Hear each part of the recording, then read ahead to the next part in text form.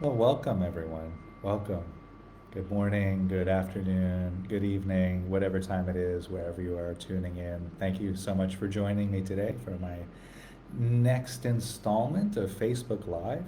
I gotta say, Facebook Live is just apparently, I don't know when, but since the last time I've done this, they've changed some of the formatting and things like that. So I was a little bit kind of wobbly coming in, but here we are. So thanks for being here.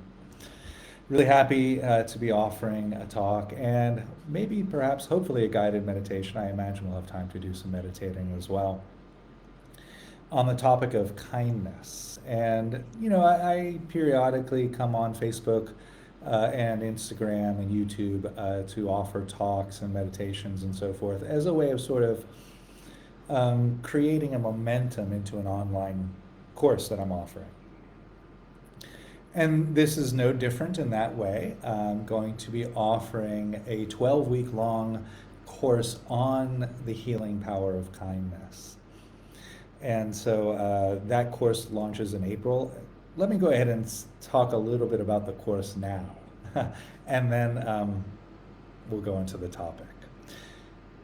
So, as I was saying, this course is entitled The Healing Power of Kindness, and I'm offering it in two sections. Section A really is designed to cater to those of us in Europe. Also, Asia, if you like, it's an evening in Asia. It's 5 p.m. to 7 p.m. here in Thailand, where I'm located. But if in Europe, that'll be 12 noon after the time change, right? Because this course launches April 12th. So the time change will happen. And when that happens, 5 p.m. in Thailand is 12 noon. I don't know why I make these things so confusing.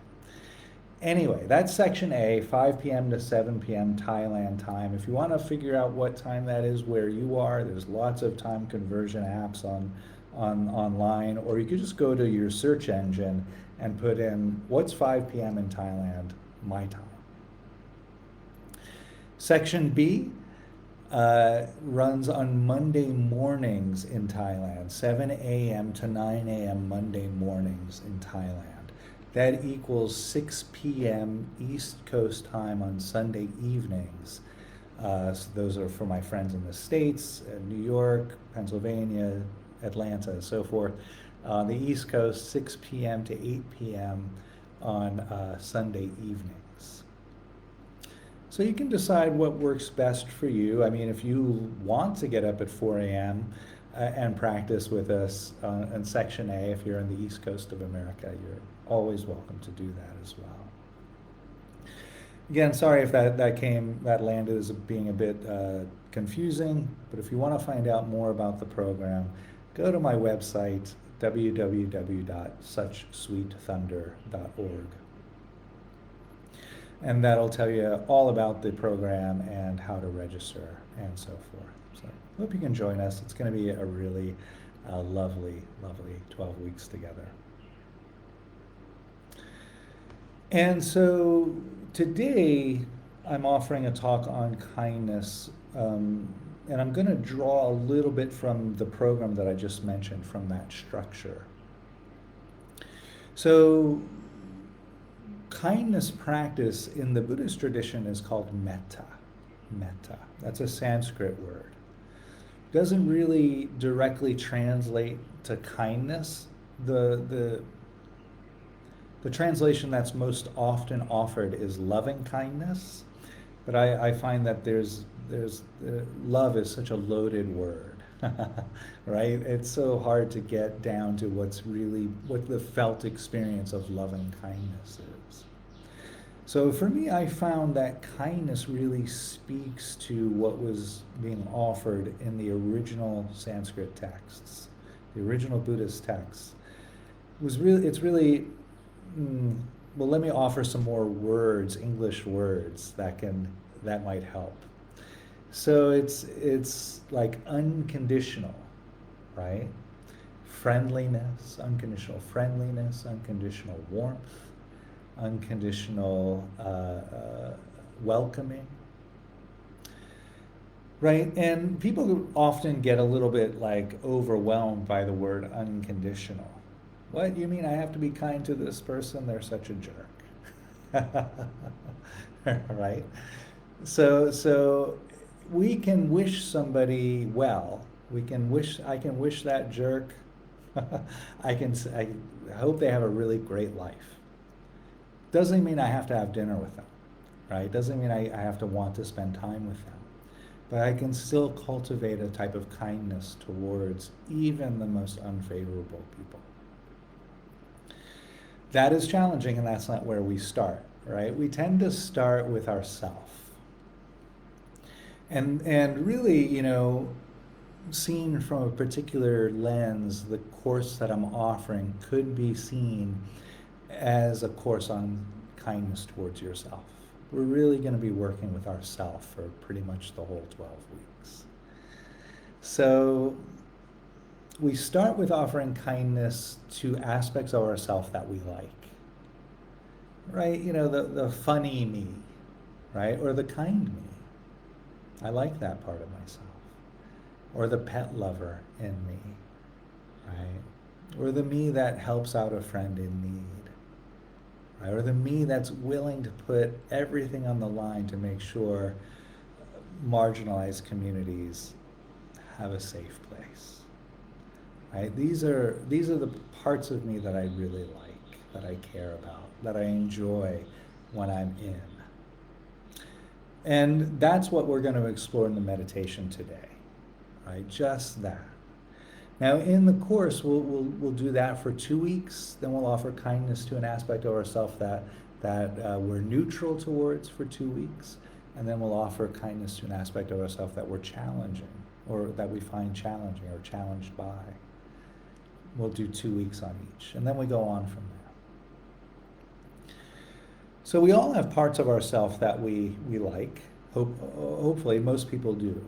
And that might seem a little bit far away sometimes, but when we really, if it feels far away, we can really do maybe some practicing, some settling. We can find, there's some pleasantness of the present moment. Well, I like that. Okay, let's offer that kindness, right?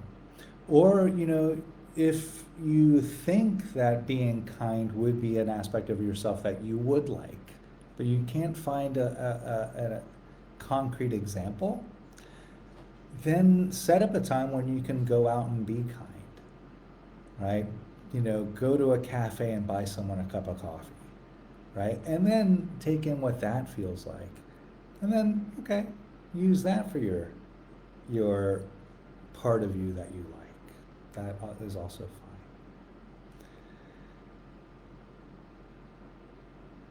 And so then we go to the neutral aspect of ourself. Neutral tends to be a bit challenging for people because the hallmark of neutrality is we tend to ignore it, right? If I liked it, it wouldn't be, yeah, the hallmark of neutral is we tend to not see it, right?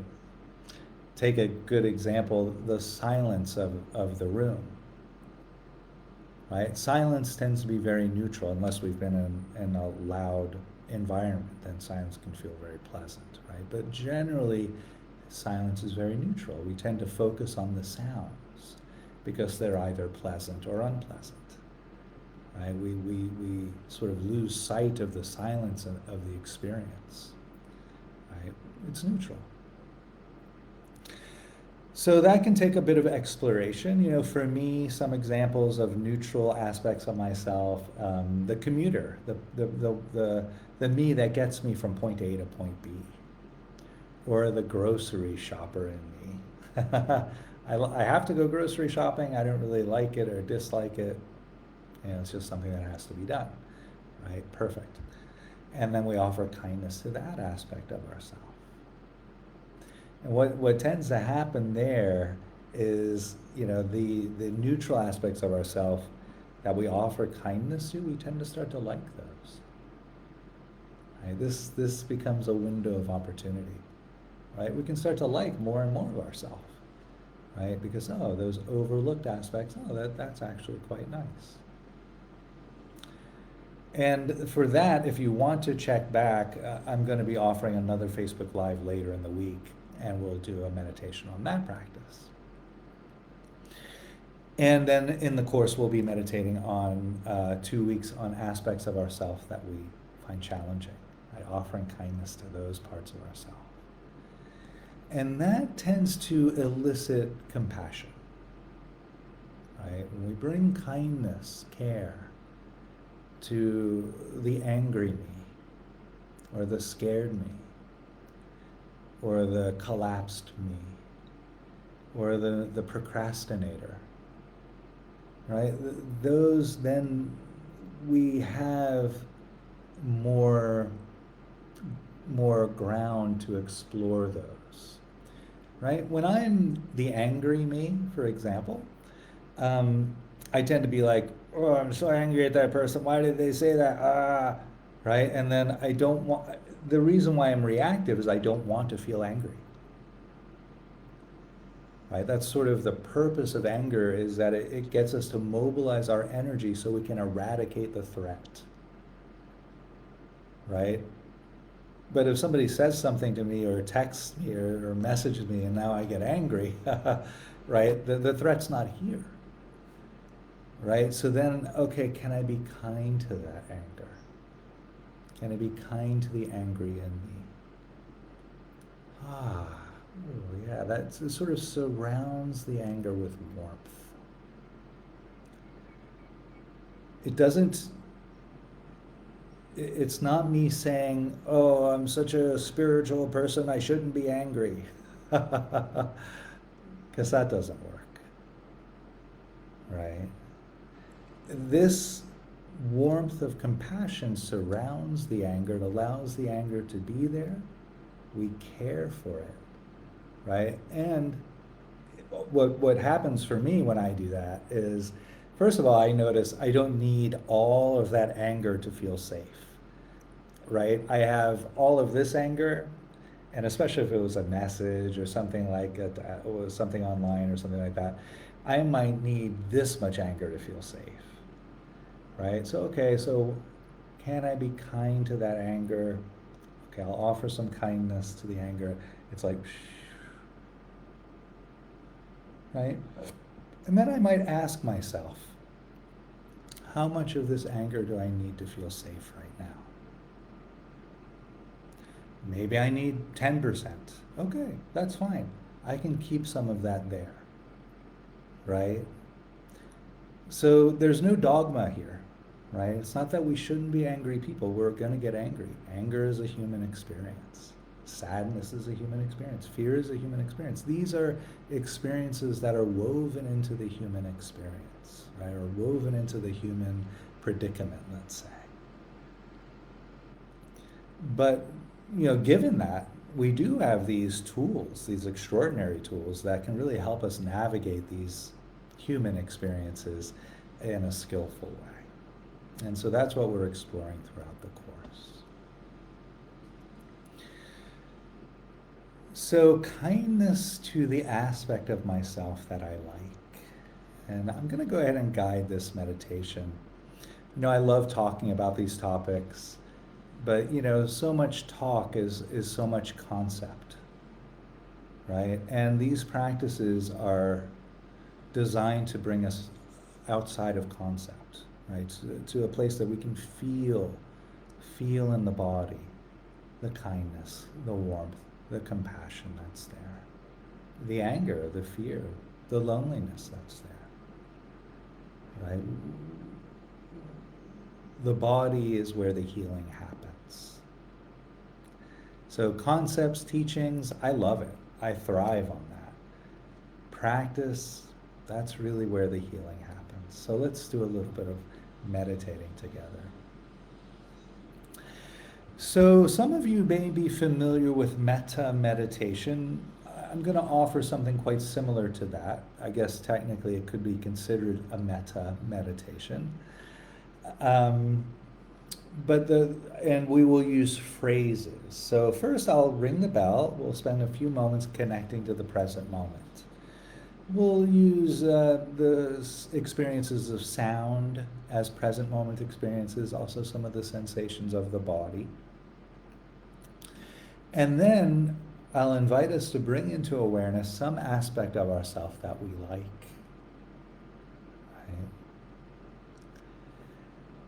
And then you might imagine that you could personify that, seeing this aspect of yourself seated in front of you or next to you, and then literally offering phrases to this personified aspect of ourself. Or you could use the pronoun I and say, may I feel safe. But, speaking of the phrases there, I have been recently dropping the may I. And I'll just say, feeling safe. Feeling safe. And then I like to add feeling safe in the midst of this difficulty, or feeling safe in the midst of this challenge, in the midst of something that acknowledges the challenge of the moment. I have found this to be incredibly helpful in the last year. Yeah. So because we want to acknowledge our life, right? We don't want to practice and then experience life, right? The practice is meant to serve our experience of life. Right, so to use phrases that acknowledge what we're experiencing, I find to be very helpful. Okay. So I'll ring the bell, we'll spend some moments connecting to the present, then we'll bring up this aspect of ourself we like, we'll offer the phrases of metta. There'll be a pause between each phrase. That pause is there for us to imagine or visualize the implication of each phrase, really getting an opportunity to feel how each phrase lands.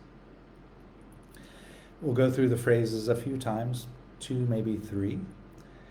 Now, very often when we do a practice like this, people experience something called backdraft. Backdraft. And this essentially is all of the ways that we cannot be kind to this aspect of ourselves, or all of the reasons we shouldn't, all of the reasons we don't deserve kindness. That can come up, right? And if you notice backdraft coming up, if you notice that kind of resistance coming up to the practice, then we can offer the resistance kindness, right? We can say to the resistance, oh, thank you for being here. Thank you for helping me feel safe. Right? So, not trying to push our resistances away or get rid of them, but okay, acknowledging it. All of our resistances arise as ways of helping us feel safe. Right? So we can just acknowledge that, thank you, and then just gently putting that to the side and going back into the practice. I'll guide all of this as well. So. Okay, we'll meditate for maybe 10 to 12 minutes or so, and then I'll give a little bit of a talk to close, and then we'll be done. Let me turn the notifications off on my phone. Okay. So, if you're not already, I'll invite us to get into a comfortable meditation posture, whatever that might mean for you.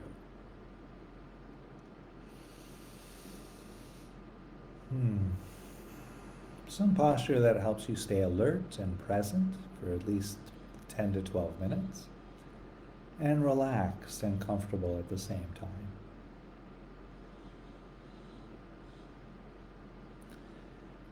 And so in a few moments' time, I will ring the bell and I'll guide us in.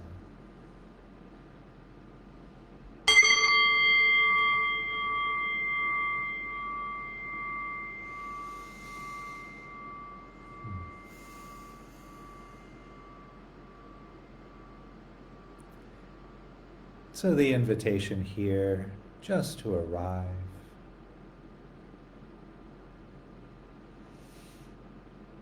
There are many ways of arriving and connecting to the present moment.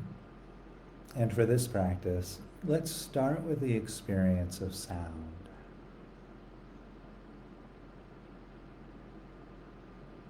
You might notice quiet sounds or loud sounds.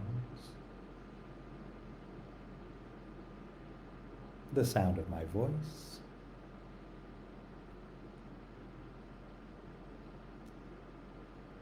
There might be sounds generated by nature, the sound of bird songs or rain falling, maybe a dog barking nearby or a conversation unfolding.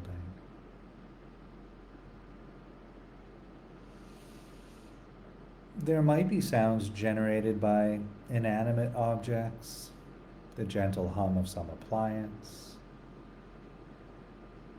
the occasional car or truck passing by outside.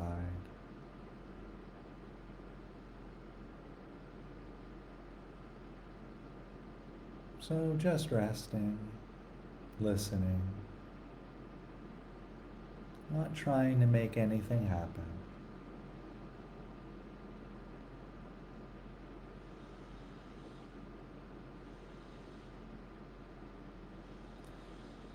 And if you notice the mind wandering, that's very normal.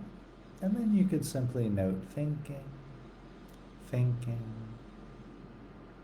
kindly letting the distraction go and returning back to listening, just listening.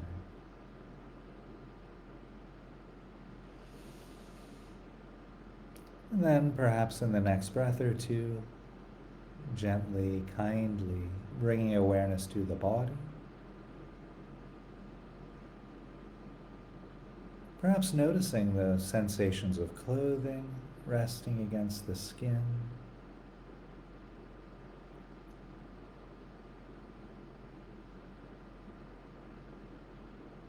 A softness, a smoothness, a coarseness, a roughness.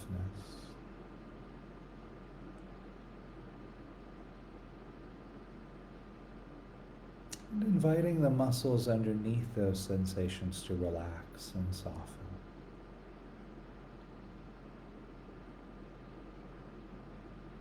We might also notice the weights of the body against the chair or cushion. Really taking a few moments to explore that contact point.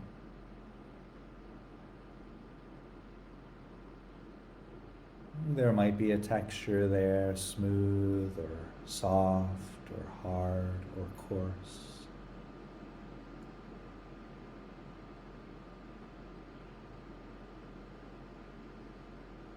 You might notice some tingling or warmth there at that contact.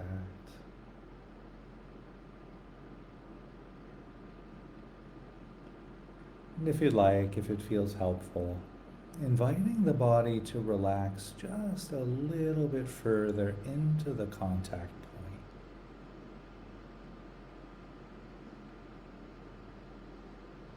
In a sense, letting any habitual internal bracing, which might be happening, to relax and soften and let go.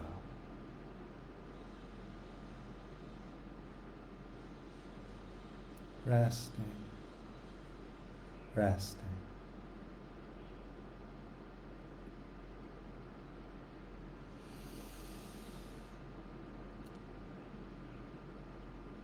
So while we're here resting and connecting to the present moment, the invitation then is to gently, kindly bring into awareness some aspect of yourself that you like.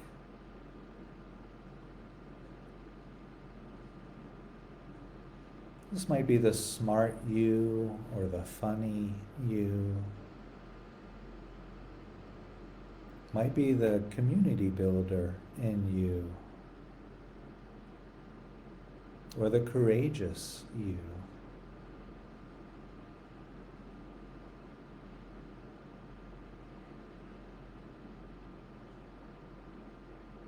And you might have more than one aspect of yourself that you like, and that's really wonderful for you if that's true. But for our practice, it can be helpful just to pick one aspect to work with.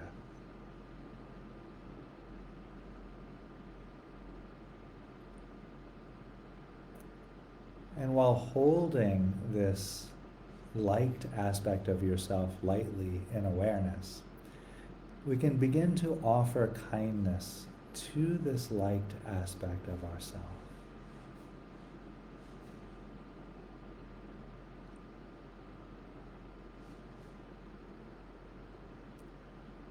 saying to this part of ourself, may you feel safe. Feeling safe in the midst of life's difficulty. Feeling safe.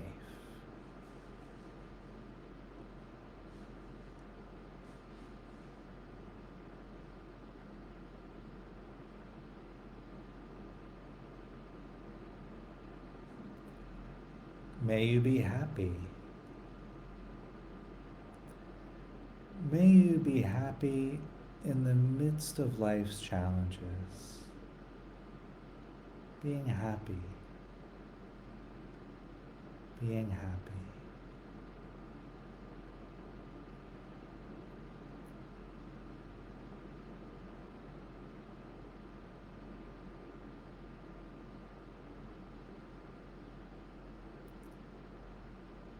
Feeling healthy. Feeling healthy in the midst of life's unfolding.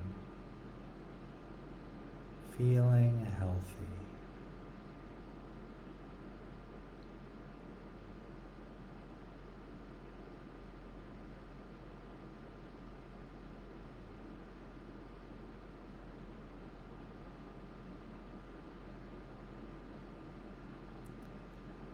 Knowing kindness and ease.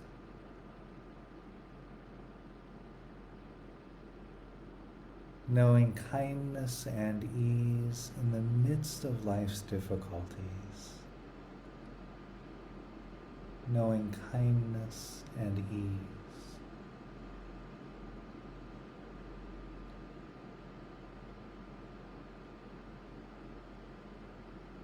Feeling safe. Feeling safe in the midst of life's challenges. Feeling safe.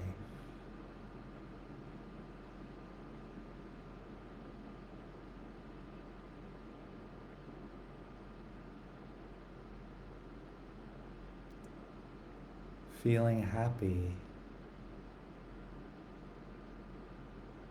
Feeling happiness in the midst of life's difficulties.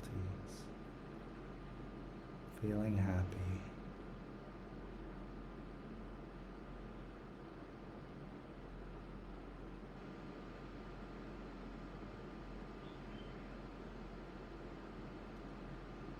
Feeling healthy. Feeling healthy in the midst of life's unfolding. Feeling healthy.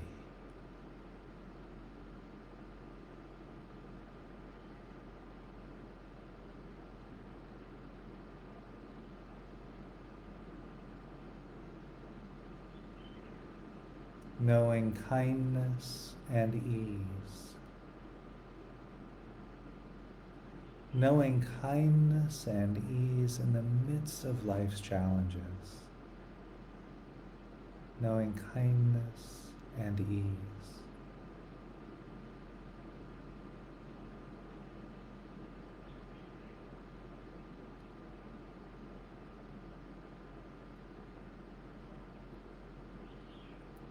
Resting. Taking a few moments here to notice any resistance to the phrases.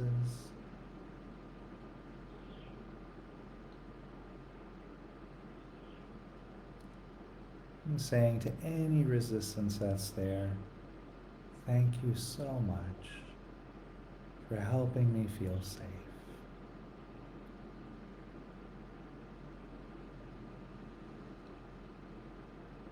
And noticing too, what does it feel like to be kind to this light aspect of ourselves?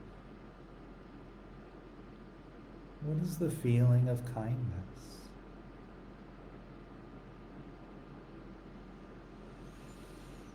And if you'd like, if you find it might be helpful, just inviting us to gently place a hand over the heart.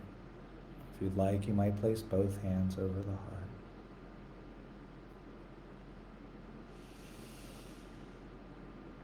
Really breathing into the warmth that's there.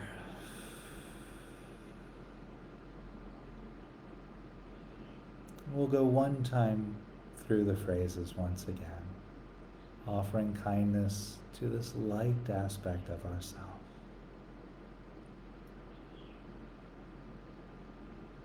May you feel safe.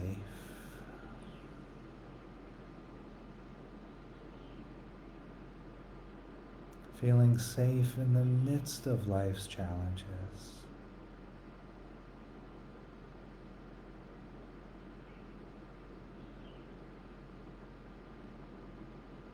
May you be happy.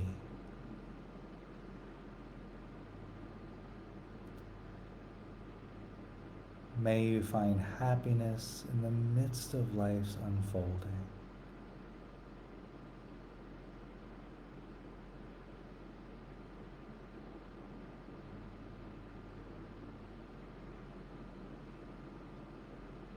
May you be healthy.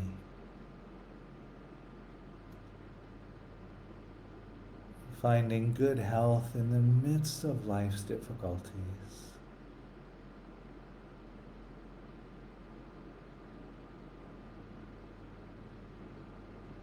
May you know kindness and ease.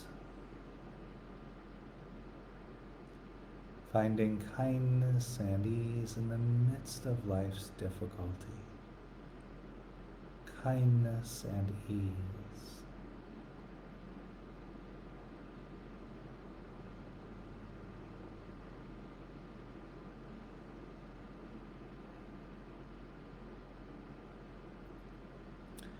If you are using that move of compassionate support with a hand or both hands over the heart, just invite us to lower the hands or allow the hands to land back on the legs or by our side, wherever's feeling comfortable.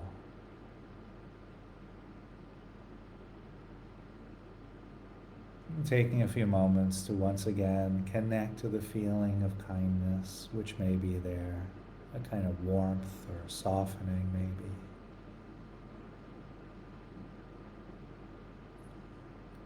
You may not feel much or anything at all, and that's fine, that's very normal. In those cases, the seeds of kindness are being planted.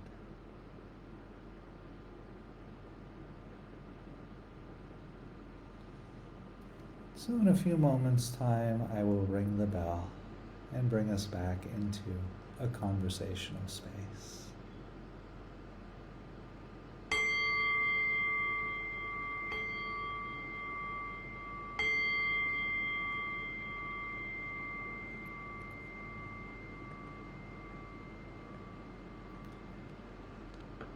Okay.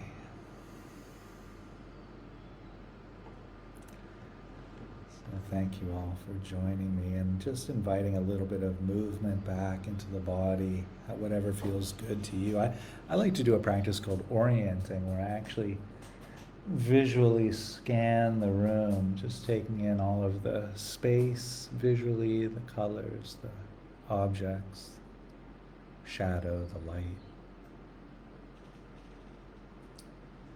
And I try to always go from one hip to the other hip.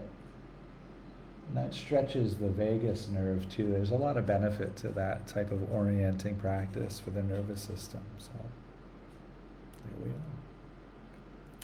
2 practices for the price of 1. So if we were live in a session now, I would pause to see if there are any questions or comments. If you do have questions or comments, you might write them down and you can send them to me. If you're watching this live, you can put them in the comment section.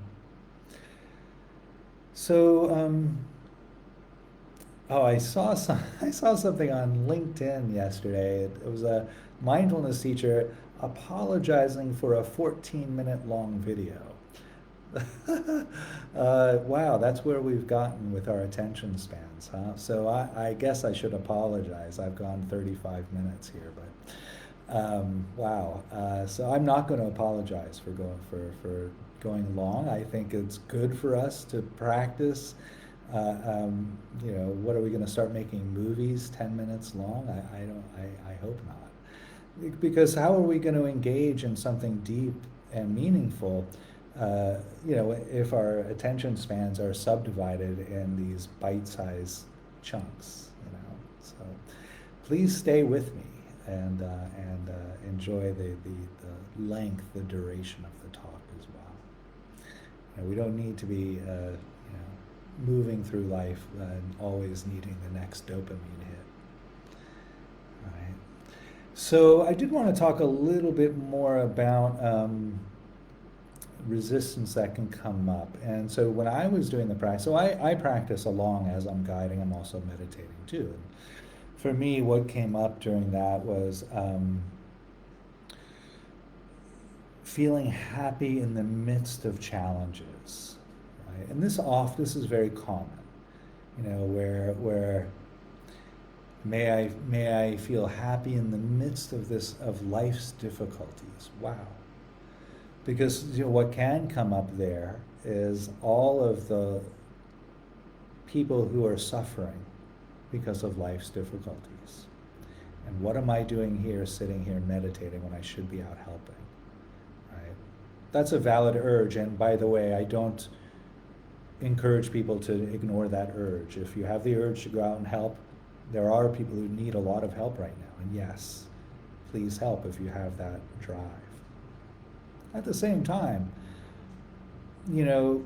stewing about how much other people are suffering, if I sit here and stew on that, that's not going to help them at all, right? In fact, it's probably going to help the suffering of the world more if I can cultivate some kindness for myself now. Because kindness, as we were saying earlier, kindness heals. It also helps develop a type of resilience, right? So the more I offer kindness to myself, the more resilient my nervous system becomes, the more, the term in some circles that I run in, vagal tone that I have as a result of that kindness. And so the more challenges I can hold. So then when I'm in a situation with others who are suffering, I don't get reactive to that. I don't get triggered by that, right? I can hold space for that. And there are lots of things I could attribute to that skill. And one of the fundamental practices is this practice of kindness. So that's one of the great benefits of practicing in this way, is resilience. One could frame it, and I have framed it, as resilience training. It is a type of developing resilience in this way. So that's all I want to offer. I'm not going to belabor the point. Now, I'm not going to give an hour-long talk just so that we could practice sitting for longer and longer periods of time. But I will be back here again. I probably Thursday or Friday. I haven't decided yet when I'll be back again. But I'll be back very soon. If you like this topic, if you like the course material and you want to sign up for the course, you can message me through Facebook or through YouTube or Instagram. You could email me. You could email me through my website, suchsweetthunder.org. And happy to get you signed up there. Be well, stay safe, stay warm, and hope to see you all next time. Thank you.